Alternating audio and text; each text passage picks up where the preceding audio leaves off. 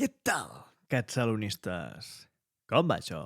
Bé, a alguns aquesta salutació us sonarà una miqueta. Us presento aquest nou projecte que feia molt de temps que tenia ganes d'arrencar, anomenat, com veieu aquí, catsalonisme. Alguns em diuen que és una mica difícil de pronunciar, no estic gens d'acord amb això. Catsalonisme, catsalonistes, super senzill.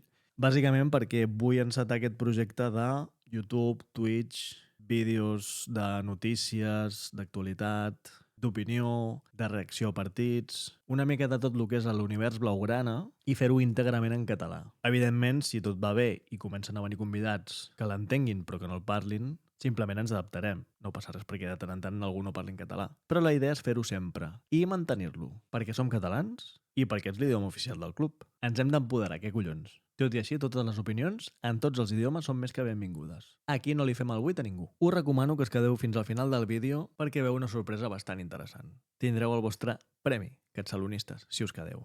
I també, evidentment, rebenteu el botó de like i subscriviu-vos si voleu que aquest projecte prosperi. M'ajudeu molt, us ho puc assegurar. Dit això, doncs això, que sapigueu que farem tot tipus de reaccions, farem una mica de valoració de la jornada i, sobretot, tertúlies amb amics coneguts i per conèixer. Ja estan tots avisats i els que us vulgueu apuntar només m'ho heu de fer saber a la capsa de comentaris. Comencem, però, una mica amb la crònica del partit d'ahir, la prèvia, el durant i el post, perdó, d'aquest 126 aniversari del club, en el qual ens vam enfrontar a l'Spotify Camp Nou al Deportiu Alavés. Un partit que vam solventar amb un contundent 3-1, tot i que la diferència, al meu parer, podria haver sigut bastant més folgada. Un partit al que vaig tenir la sort d'assistir, i dic sort perquè, entre cometes, la veritat és que no va ser una jornada massa agradable pels culers, almenys els que som socis. Va haver-hi molt d'enrenou amb el tema de les entrades. Bàsicament, l'aplicació de tickets, l'aplicació d'entrades no funcionava. No van arribar les entrades a temps i la gent simplement no tenia el QR de rigor que t'escanegin per poder entrar. I es van fer unes cues quilomètriques a l'oficina d'atenció al barcelonista,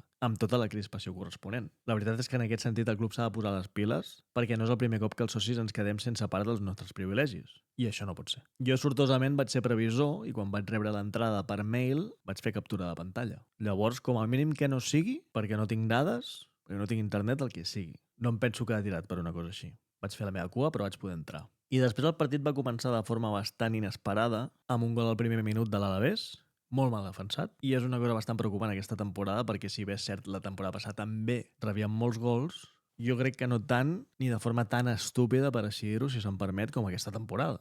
I tot això s'ha agreujat perquè el nivell de factura golejadora ha minvat exponencialment degut sobretot a les baixes. Sense anar més lluny i fer-ho molt resumit, ahir va ser el primer partit en 6 mesos que jugaven per fi junts novament Lamine Yamal, Robert Lewandowski i Rafinha, que van ser els principals golejadors i creadors d'ocasions de la temporada passada. Clar, si et falten els 3 Sant Cristos grossos al davant i darrere segueixes tenint la mateixa vulnerabilitat, doncs estem arreglats. Però vaja, l'equip es va refer ràpid, no va trigar massa en arribar a l'empat per part de Lamine Yamal, amb una bona jugada trenada entre Gerard Martín, Rafinha i ell mateix. Seguidament va posar el 2-1 Dani Olmo, també amb una gran jugada trenada, també amb assistència de Rafinha, i a les acaballes ja Dani Olmo va signar el 3-1 definitiu, que ens posa momentàniament líders a l'espera del que faci el Madrid avui a Montilivi. Esperem que el Girona ens faci un favor. Lamine Yamal va desaprofitar una ocasió bastant clara, almenys des de la meva perspectiva, el Camp Nou tenia pràcticament la porteria buida, amb el porter vençut. Va voler adornar-se massa, al meu parer, va neymarejar, que se sap que és el seu ídol, i va enviar la pilota al pal. Bueno, se li perdona perquè el partit va ser molt complet.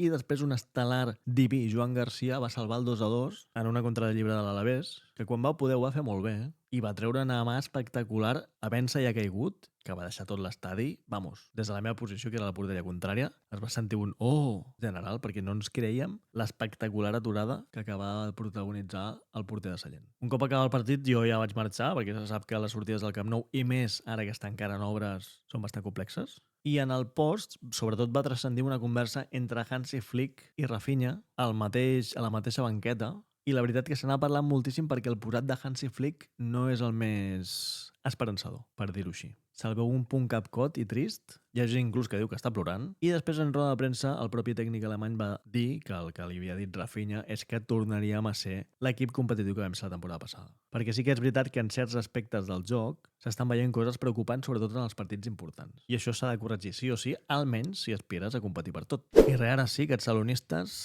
anem al que us tenia preparat. Que ens toqui una assignatura, no? No estaria de més. Ara estic en plan trist, no? En plan tot frustrat.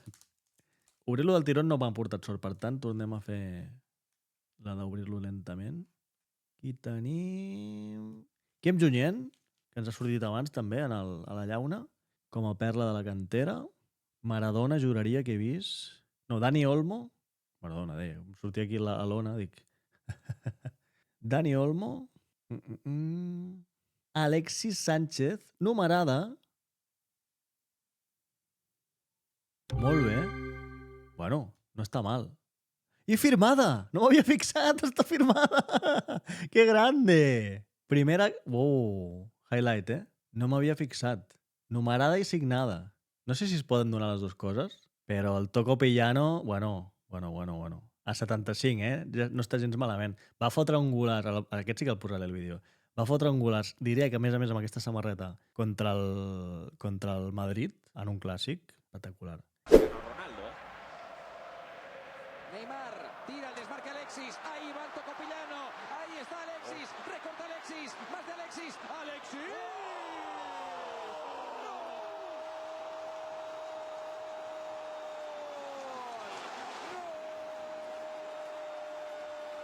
Xulíssima, molt content. Estava pendent de la numeració i d'ell i al final veig, hòstia, però si aquí hi ha un guixot. Sí, senyor. Què us ha semblat? Espectacular, Aquí la teniu, aquesta ja considerable joia de la corona, tros de carta. Tenia moltes ganes de fer un pack opening, sobretot en aquesta inauguració del canal, i ha sortit molt bé.